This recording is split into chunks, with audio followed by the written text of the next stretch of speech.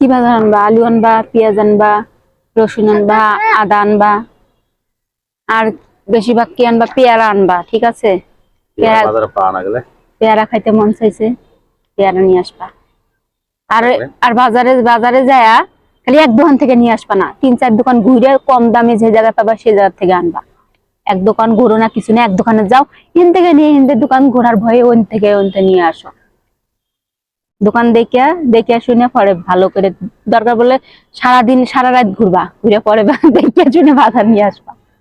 রাত্রে ওই পচা বেগুন নেও, পচাও সবকিছু পাওয়া যায়। হ্যাঁ, পচাটাই আনবা।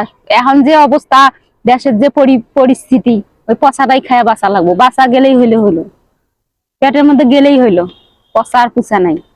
আগুনের মধ্যে গেলে সব শেষ। বেতন কবে না কবে দেয়, রাত্রে 10টা পর্যন্ত পাওয়া যায়।